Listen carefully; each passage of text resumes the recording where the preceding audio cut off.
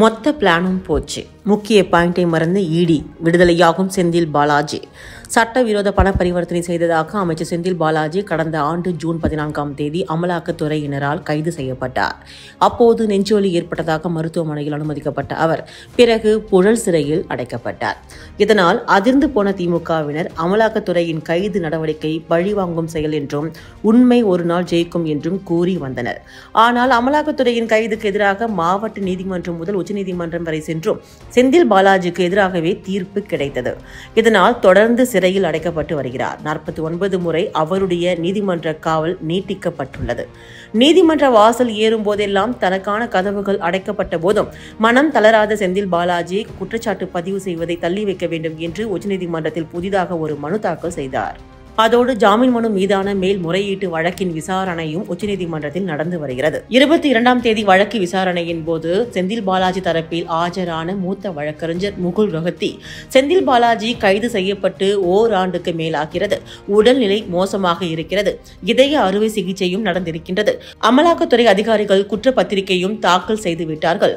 ஆனால் அமலாக்கத்துறை என்ன விசாரிக்கிறார்கள், எப்போது விசாரிப்பார்கள் என்பது எதுவுமே தெரியவில்லை. அவர்கள் எப்போது விசாரித்து முடிப்பார்கள் என்பது கடவுளுக்கு மட்டுமே தெரியும் என்று வாதிட்டார். இந்த நிலையில் இந்த வழக்கு இன்று மதியம் மீண்டும் விசாரணைக்கு வந்தது. அப்போது அமலாக்கத்துறையினருக்கு கேள்வி மேல் கேள்விகளை நீதிபதிகள் எழுப்பினர். சட்டவிரோத பண பரிமாற்றம் வழக்கில் கைப்பற்றப்பட்ட பென்டிரைவ் உள்ளிட்ட ஆவணங்களில் தனக்கு தொடர்பில்லை என்று செந்தில் பாலாஜி கூறுவது பற்றி முதலில் உங்கள் பதில் என்ன என அமலாக்கத்துறைக்கு நீதிபதிகள் கேள்வி எழுப்பினர்.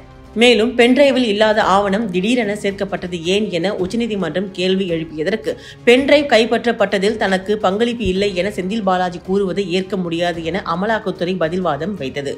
அப்போது நீங்கள் கைப்பற்றிய டிஜிட்டல் ஆவணங்களில் செந்தில் பாலாஜி தொடர்புடைய விவரங்கள் எதில் இடம்பெற்று இருக்கிறது என்பதை தெரியப்படுத்துங்கள் என நீதிபதிகள் கேள்வி எழுப்பியதும் அதற்கு அமலாக்கத்துறை தரப்பினர் பதில் அளிக்காமல் மௌனம் காத்திருக்கின்றனர்.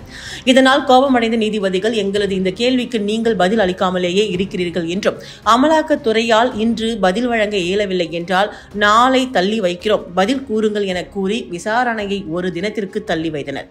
இந்த வழக்கில் ஆதாரங்கள் இருப்பதாக கூறியிருந்த அமலாக்கத்துறை அதனை நீதிமன்றத்தில் சமர்ப்பிப்பதில் சற்று திணறி வருகிறது.